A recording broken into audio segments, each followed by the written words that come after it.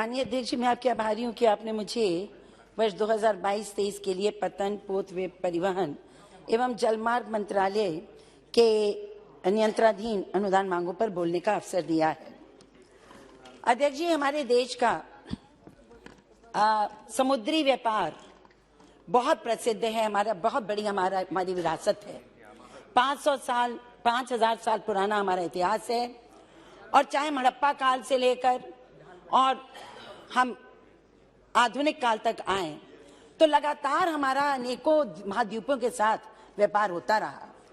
यहाँ तक कि हमने जो समुद्री सिल्क रूट है, मार्ग है, उसके माध्यम से भी हम लोगों ने दक्षिण एशियाई क्षेत्रों के साथ व्यापार किया है। लेकिन समय के साथ जैसे जैसे यूरोपीय देश और व्यापारी आते रहे, समुद्री व्यापार करते रहे, हमारा जो अपना व्यक्तिगत राष्ट्रीय जो एक हमारे जो इनिशिएटिव था वो लगभग समाप्त होता चला गया। और चाहे वो डच रहे हो, पोर्चुगीज रहे हो, ब्रिटिश रहे हो, इन लोगों ने कहीं ना कहीं अपने उस जलिए उन्होंने अपने जहाजों को लाए और हमारे जो इनिशिएटिव थे उनको कम कर दिया। ये तो सत्य है कि पूरे विश्व का 80% व्यापार जलीय मार्ग से होता है और भारत का भी 95% जो निर्यात है वह जलीय मार्गों से ही होता है। लेकिन और समुद्री क्षेत्र के महत्व को हम कम भी नहीं कर सकते। क्यों? क्योंकि समुद्री क्षेत्र हमारी सुरक्षा के लिए, स्थिरता के लिए, आर्थिक स्वास्थ्य के लिए, सतत विकास के लिए और सबसे महत्वपूर्ण हमारी ऊर्जा सुरक्षा के लिए भी बहुत आवश्यक है। क्यों? क्योंकि 50% गैस और 80% तेल का आवागमन हमारे समुद्री मार्गों से ही, जलीय मार्गों से ही होता है। स्वतंत्रता के बाद सबसे ज्यादा जो जोर पड़ा वो एक तीव्र यातायात के ऊपर और उसमें रेल और हवाई जहाज, इनके ऊपर ज्यादा ध्यान लोगों का गया। समुद्री मार्गों पर या हमारे शिपिंग इंडस्ट्री को, शिपिंग की ओर ज्यादा ध्यान नहीं था। जबकि बड़ा दिलचस्प है और ये भी दिलचस्प है कि इतने वर्ष हो जाने के बाद भी 75 साल से को हम पहुंच रहे हैं, लेकिन जो रेलवे का जीडीपी में शेयर है वो 9% है, एविएशन का 6% है, लेकिन हमारे बंदरगाहों का केवल 1% है। इसके मतलब पूर्व सरकारों ने इस ओर ध्यान नहीं दिया और भले ही इस एक शिपिंग मंत्रालय की स्थापना काफी पहले हो गई थी, 2009 में की गई, लेकिन इस पे काम नहीं हुआ। 2014 के बाद जब प्रधानमंत्री नरेंद्र मोदी जी आए तो उन्होंने एक चिंतन में पैराडाइम शिफ्ट किया और इसमें उन्होंने निश्चित किया कि समग्र विकास तब तक संभव नहीं है जब तक सारे सेक्टर्स बराबर से आगे ना बढ़ें। और इसीलिए उन्होंने पहले आत्मनिर्भर भारत की बात कही, फिर उन्होंने मेक इन इंडिया की बात करी और अब गति शक्ति को आगे बढ़ाया है। ये जो परिकल्पना है गति शक्ति की, इसके अंतर्गत 7 इंजन्स को या 7 माध्यमों को चिन्हित किया गया है विकास के लिए। इसमें सड़क है, रेल है, इसमें ये ट्रांसपोर्ट पतन है, सामान्य ट्रांसपोर्ट, सार्वजनिक परिवहन है, जल मार्ग है और लॉजिस्टिक अवस्थापना है। उन्होंने का ये विचार है प्रधानमंत्री जी का कि जिस तरह से जैम ने जनाधार, ये जनधन योजना, आधार और मोबाइल ने, जैम ने जिस तरह से क्रांति करी और सामान्य क्षेत्र में, सोशल सेक्टर में, सामाजिक क्षेत्र में करोड़ों भारतवासियों को जो जन कल्याणकारी योजना थी उनको प्राप्त करने का अवसर दिया, उसी तरह से जन गति शक्ति भी भारत के इंफ्रास्ट्रक्चर को इतना स्ट्रांग कर देगा, इतना मजबूत कर देगा कि विश्व स्तरीय हमारे पास यातायात के साधन होंगे, जिससे व्यापार बढ़ेगा और देश की शक्ति बढ़ेगी। यहाँ इसीलिए उन्होंने मल्टी मोडल कनेक्टिविटी की बात की और मुझे बड़ी प्रसन्नता है कि एक इतना बड़ा डैशबोर्ड बनाया गया है इसके लिए, जैसा विश्व में कहीं नहीं है। बहुत बड़ा डैशबोर्ड बना है, विश्व का सबसे बड़ा। मेरी जो सरकार है, हमारे जो प्रधानमंत्री हैं, उनका बहुत स्पष्ट विचार है। उनका विचार है कि मशीनीकरण, डिजिटाइजेशन और कानूनों में बदलाव के माध्यम से प्रक्रियाओं का सरलीकरण होना चाहिए। और इसीलिए, और जब ये होगा तभी इन्वेस्टमेंट आएगा, और जब ये होगा तभी सस्टेनेबल डेवलपमेंट भी होगा। और इसी के अंतर्गत उन्होंने अब सागरमाला परियोजना नेशनल पर्सपेक्टिव प्लान, राष्ट्रीय परिप्रेक्ष्य अपनी योजना का उन्होंने संचालन किया, उसको स्थापित किया है। फ्लैगशिप प्रोग्राम के अंतर्गत इसके जो फ्लैगशिप प्रोग्राम है सागरमाला के, वो पूरी तरह से पोर्टलेट डेवलपमेंट की बात करता है, पोत आधारित विकास की बात करता है।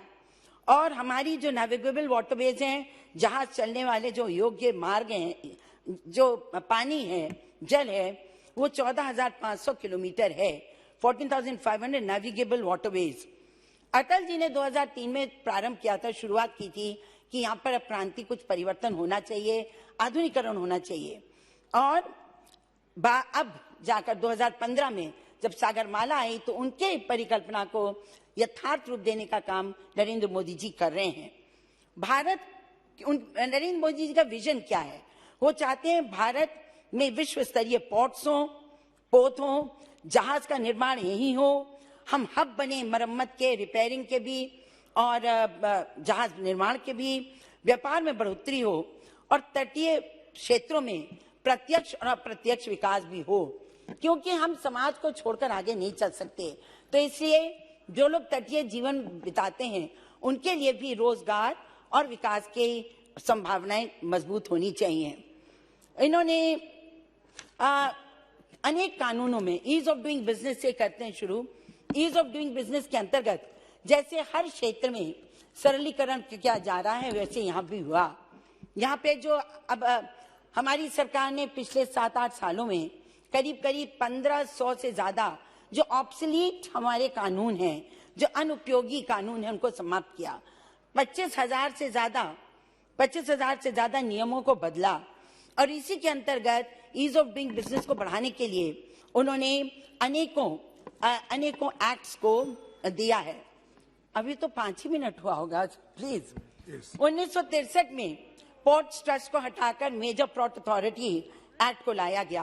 प्रबंधन, नियंत्रण, व्यापार निर्णय, कॉम्पिटिटिव बिजनेस को आगे बढ़ाया गया।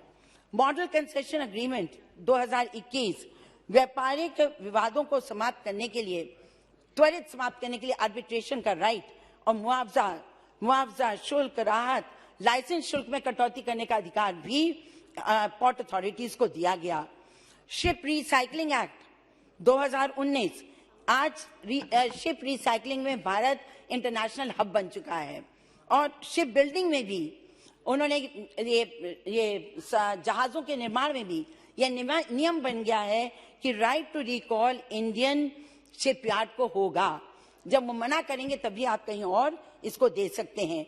तो इस प्रकार सिंगल विंडो के माध्यम से, डिजिटाइजेशन के माध्यम से, ई कॉमर्स के माध्यम से, ई पेमेंट, ई इनवॉइसिंग, कागज विहीन व्यवस्था स्थापित करने के ओर हमारी शिपिंग मिनिस्ट्री बहुत तेजी से आगे बढ़ रही है। इन सब का असर ये है कि आज स्मार्ट टाउन्स बन रहे हैं और पोर्ट्स बन रहे हैं और साथ ही साथ खर्चे भी कम हो रहे हैं। अब एक बहुत महत्वपूर्ण काम जो हमारी सरकार कर रही है वो 1,19,000 करोड़ की लागत से ये स्पेशल इकोनॉमिक जोन्स और सीईसीज यानी कोस्टल इकोनॉमिक जोन को भी स्थापित कर रही है। और फोकस है गुजरात, महाराष्ट्र, गोवा, केरला, तमिलनाडु, आंध्र प्रदेश और वेस्ट बंगाल के बंदरगाहों पर। यहाँ पर कोशिश है कि जो प्रोडक्शन होता है, इंडस्ट्रियलाइजेशन है, औद्योगिकरण, वो पोर्ट्स के आसपास, पोतों के आसपास हो ताकि लोगों को रोजगार मिल सके। और इसलिए इससे बहुत फायदा हुआ है, रोजगार बढ़ा है। लास्ट माइल कनेक्टिविटी में भी सरकार बहुत काम कर रही है। 1,36,000 करोड़ बंदरगाहों के इसको सड़कों से जोड़ने का काम हो रहा है। आज 5 लाख करोड़ की लागत से 802 प्रोजेक्ट्स 2035 तक समुद्री व्यापार को नई ऊंचाई प्रदान करेंगे, जो चल रहा है। कंटेनर सर्विसेज परियोजना अगर लागू हो गई तो 35,000 करोड़ रुपया प्रतिवर्ष बचेगा। बस आपका 2 मिनट और लूंगी, मेरा समाप्त है। जलमार्ग विकास प्रोजेक्ट यानी नेशनल वाटरवेज, ये बहुत बड़ी बात है। और मैंने जो आज इस मिनिस्ट्री पे बोलने के लिए स्वतः मांग की थी वो इसलिए भी क्योंकि हम लोग जो समुद्रों से दूर रहते हैं उनको अंदाज नहीं है कि हम क्या खो रहे हैं और इसका पोटेंशियल कितना और हमको कितना आगे बढ़ाना चाहिए। ब्लू रेवोल्यूशन कैसे होगा जब तक यहाँ पर ये काम नहीं होंगे। लेकिन मुझे इसलिए हुआ क्योंकि जो आपका NW1 है वो गंगा पर है और प्रयागराज इलाहाबाद से लेकर और वो हल्दिया तक जाता है और उसमें जिस तरह से काम हो रहा है तेजी से, बहुत ही मैं सोचती हूँ कि प्रभावशाली है। 1390 किलोमीटर का काम हो रहा है। वर्ल्ड बैंक के सहयोग से 4,663 करोड़ रुपए उस पर लग रहे हैं। 3 मल्टी मॉडल टर्मिनल्स बन गए हैं और नेविगेशन प्रोजेक्शन है 1500 से 2000 DWT बार्जेस उस पर चलाने के। आज अगर देखें तो करीब करीब 9.28 MMT 2020 में था, आई एम फिनिशिंग, और अब 2022 में वो बढ़कर 9.27 हो गया है। इसमें भी बहुत ज्यादा वृद्धि हो रही है। मैं बस परिणामों पे आ रही हूँ। इन सब चीजों के जो परिणाम रिजल्ट्स हैं उसमें एफिशिएंसी, परफॉर्मेंस, कैपेसिटी दोनों बढ़ा है। आता है कि टर्नओवर टाइम जहां 2012 में माल के ढुलाई का आने जाने का 107.29 घंटे थे, वही 2022 में 55.27 घंटे हो गया है। मेजर पोर्ट्स में बंदरगाहों में 11,000 MTPA 2017 में था उसकी capacity. Just 2 points. That's it. You have taken more time. No, just 1 minute. और आज 2021 में वो 16,000 MTPA हो चुका है। रिसाइकलिंग में, ग्रीन शिप रिसाइकलिंग में, मरम्मत में, शिप बिल्डिंग में हम जल्द तेजी से हब की ओर बनने के इंटरनेशनल हब बन रहे हैं। नॉन मेजर पोर्ट्स में भी हमारी कैपेसिटी बढ़ गई है। बस अंत में मैं कहूंगी कि शिपिंग टनेज 1947 में 0.9 मेट्रिक GT था। 2000 just last point please, give me 30 seconds please ma'am. 30 seconds। 1947 में 0.9 मिलियन GT था, 2016 में 11 मिलियन GT हुआ, 220 में 13.1 मिलियन GT हुआ। मैं इतना ही कहूंगी कि आज वर्ल्ड रैंकिंग में हम 146 पे थे 2018 में, 2020 में 68 पे हैं। 2035 तक अलग अलग चरणों में लेकर हम विश्व के 10 सबसे महत्वपूर्ण पोर्ट्स में, बंदरगाहों में हमारे भी देश के बंदरगाह आएंगे। धन्यवाद। थैंक यू डॉक्टर जय।